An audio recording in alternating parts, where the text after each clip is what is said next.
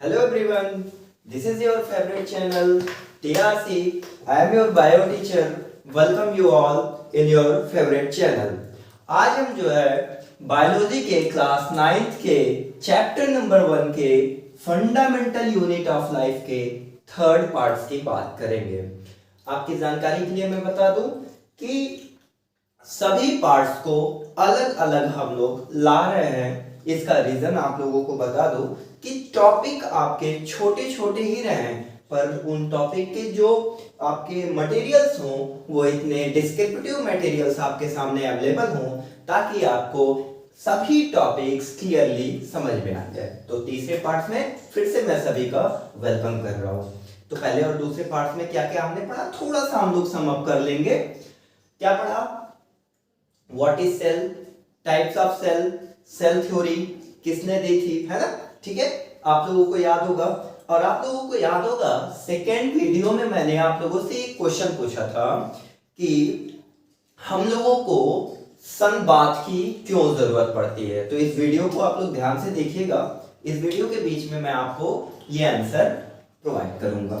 ठीक है, तो आज हमारा टॉपिक है chapter wise, lesson wise, fundamental unit of life. आज हमारा पार्ट है पार्ट ऑफ सेल्स। इसमें हम एक फिगर के माध्यम से आप सभी के साथ शेयर करेंगे कुछ नॉलेज जो ये प्रोवाइड कराएगा आप सभी को एक बेहतरीन मटेरियल जिससे आपका सेल के पार्ट्स क्लियर हो जाएंगे। याद रखिएगा स्टूडेंट्स, मैं अभी पार्ट्स ऑफ सेल की बात कर रहा हूं, ऑरिजिनल्स ऑफ सेल की बात नहीं करूंगा। अभी देखते हैं। ठीक है, तो पार्ट्स ऑफ सेल में मेनली हमारे पास 3 पार्ट्स ऑफ सेल आते हैं। That is number 1 plasma membrane, number 2 cytoplasm, number 3 nucleus. यहां देखिएगा कि साइटोप्लाज्म के अंदर मैंने अंडरलाइन किया हुआ है। अभी इसके बारे में हम डिस्क्राइब करेंगे। सबसे पहले हम फिगर में देख लें कि प्लाज्मा मेम्ब्रेन और साइटोप्लाज्म और न्यूक्लियस कहां कहां पे है, कौन सा एरिया है जिनको प्लाज्मा मेम्ब्रेन कहते हैं, जिनको साइटोप्लाज्म कहते हैं, जिनको न्यूक्लियस कहते हैं। इस वीडियो के लास्ट में फिर मैं आपको एक क्वेश्चन दूंगा। ठीक है, तो अब यहां ध्यान से फिगर में देखेंगे। सबसे पहले इस फिगर के जो बाउंड्री के डार्क, आपको डार्क लाइन दिखाई पड़ रही है, उसी को हम लोग कहते हैं प्लाज्मा मेम्ब्रेन। Plasma membrane. ठीक है, यानी कि ये पूरी की पूरी बाउंड्री है ना, ये पूरी की पूरी बाउंड्री क्या कहलाती है? Plasma membrane. अब देखेंगे इसका फंक्शन देख लेंगे क्या होता है। प्लाज्मा मेम्ब्रेन का सबसे मेन फंक्शन क्या होता है? बाउंड्री बनाना, एक सेल को कवर करना। ठीक है, दूसरा कि क्या होता है? This membrane is made up of semi permeable membrane. Plasma membrane जो बनी होती है वो बनी होती है सेमी परमिएबल मेम्ब्रेन से। तो इसका मतलब क्या हो गया? Semi permeable. परमिएबल शब्द से ये वर्डिंग जो की गई है उससे एक वर्ड आपके पास आता है परमिशन, है ना? परमिशन। परमिशन का मतलब क्या होता है कि जब तक ये सेमी परमिएबल मेम्ब्रेन परमिशन नहीं देगी कोई भी आउटर ऑब्जेक्ट सेल के अंदर एंट्री नहीं कर सकता, या ये सेमी परमिएबल मेम्ब्रेन जब तक परमिशन नहीं देगी अंदर से भी कोई भी मटेरियल बाहर नहीं आ सकता। ये आपका प्लाज्मा मेम्ब्रेन हो गया। ठीक है, अब आपको समझ में आ गया होगा। कोई क्वेश्चन होगा तो आप कमेंट बॉक्स में डाल दीजिएगा, मैं कमेंट पढ़ के आपको नेक्स्ट वीडियो में उसका आंसर प्रोवाइड कर दूंगा। ठीक है बच्चों, आई थिंक आपको प्लाज्मा मेम्ब्रेन अच्छे से समझ में आ गया होगा। ठीक है बच्चों, अब हम आते हैं साइटोप्लाज्म में। ध्यान से देखिएगा, साइटोप्लाज्म। ठीक है। साइटोप्लाज्म के नीचे अंडरलाइन है, इसका मतलब साइटोप्लाज्म कुछ बढ़िया खेलेगा। क्या खेल रहा है देखेंगे। बच्चों क्या लगता है साइटोप्लाज्म कोई पार्ट है? यस, पार्ट है। कौन सा पार्ट है? आपने देखा ये बाउंड्री के अंदर जो भी डॉटेड एरिया बना है, ठीक है, बाउंड्री के अंदर जो भी डॉटेड एरिया बना है, ये पूरा का पूरा डॉटेड एरिया मेरे प्यारे बच्चों ये साइटोप्लाज्म कहलाता है या साइटोप्लाज्मिक एरिया कहलाता है।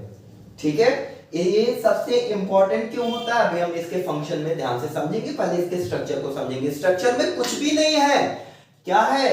हमारा प्लाज्मा मेम्ब्रेन जहां से खत्म हुआ उसके बाद से इंटरनल पूरे ऑर्गेनल्स जहां पे स्टैब्लिश कर रहे हैं वहां पे वह पूरा का पूरा एरिया क्या कहलाएगा? साइटोप्लाज्म कहलाएगा। ठीक है, जैसे ये पूरा एरिया। ठीक है, अब हम देखेंगे कि साइटोप्लाज्म के इंपॉर्टेंट फैक्टर्स क्या हैं। It covers more than internal area of cell, यानी कि हम देखेंगे फिगर के अंदर कि सेमी परमिएबल मेम्ब्रेन या प्लाज्मा मेम्ब्रेन के अंदर जो भी एरिया है ना, ये सभी एरिया कौन क्या कहलाता है? साइटोप्लाज्म कहलाता है। इसका सबसे मेन फंक्शन क्या हो गया? It carry all organelles of cell. कैसे करेगा? ये जो है साइटोप्लाज्म जो है सभी सेल ऑर्गेनल्स को कैरी करता है। कैसे सेल ऑर्गेनल्स को कैरी करता है? क्योंकि इसके अंदर सेमी सॉलिड मटेरियल्स होते हैं। देखिएगा साइटोप्लाज्म में कोई बॉडी ऑर्गेनल्स या कोई बॉडी पार्ट्स नहीं है, बल्कि वो एक एरिया है। उस एरिया के अंदर सेमी सॉलिड मटेरियल्स क्या हुए हैं? ठीक है, और ये सेमी सॉलिड मटेरियल्स क्या करते हैं? ये सेमी सॉलिड मटेरियल्स सभी सेल ऑर्गेनल्स को कैरी करने का काम करते हैं। मतलब कि देखिएगा ये एग्जांपल मैं दे रहा हूं, मान लीजिए ये सेल है और ये ऑर्गेनल्स है। ठीक है, ये इसके अंदर सेमी सॉलिड मटेरियल्स क्या हुए हैं। अब यहाँ पे ऑर्गेनल्स एम्बेडेड है। ठीक है, अगर ये सेल मूव कर रहा है, ठीक है, बहुत तेज फ्रीक्वेंट मूवमेंट कर रहा है या बहुत धीरे धीरे मूवमेंट कर रहा है, तो क्या ये ऑर्गेनल्स अपने प्लेस को चेंज कर रहे हैं? नहीं ना। कैसे नहीं चेंज कर रहे हैं? Because of semi solid materials इनको क्या किया है? एम्बेडेड है, इनको पकड़ा हुआ है। तो ये हो गए साइटोप्लाज्म का मेन टू फंक्शन। अब आते हैं बात न्यूक्लियस की। न्यूक्लियस में हम देखेंगे plasma membrane clear, cytoplasm clear, बचा हुआ कौन सा एरिया है? ये एरिया, इसी को क्या कहते हैं? न्यूक्लियस। ठीक है, जैसे कंप्यूटर का ब्रेन कौन क्या होता है?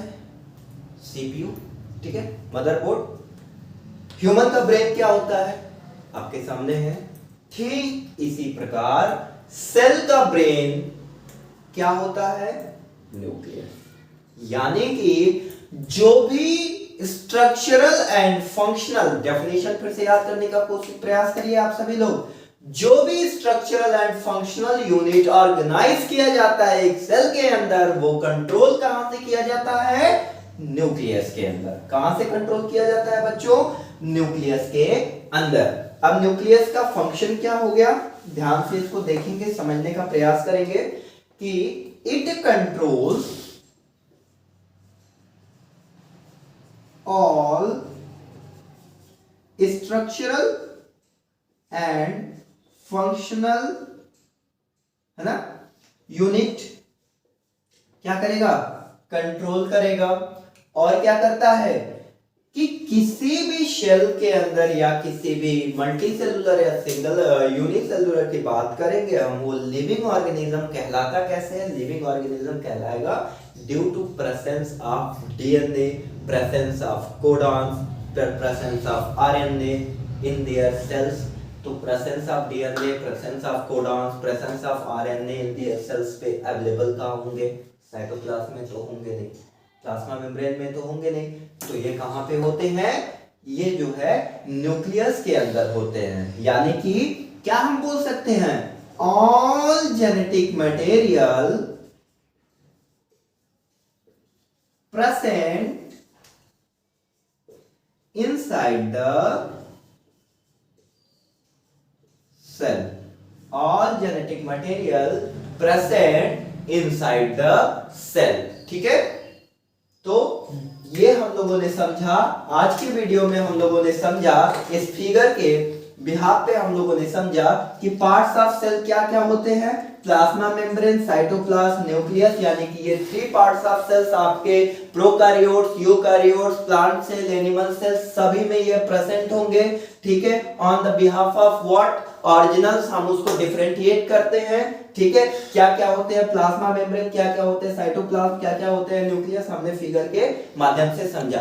तो मेरे प्यारे बच्चों, अगले वीडियो में हम जो है स्टार्ट करेंगे साइटोप्लाज्म के अंदर इम्बेडेड कौन कौन से सेल ऑरिजिनल्स हैं, उनके स्ट्रक्चर क्या है, उनके फंक्शन क्या है, किस साइंटिस्ट ने इसको डिस्कवरी किया था, और इन ऑरिजिनल्स के किस बिहाफ पे हम इसे plant cell, animal cell, eukaryotes और प्रोकैरियोट्स कहते हैं। तो आज के लिए बस इतना ही। Thank you so much for students, thank you so much.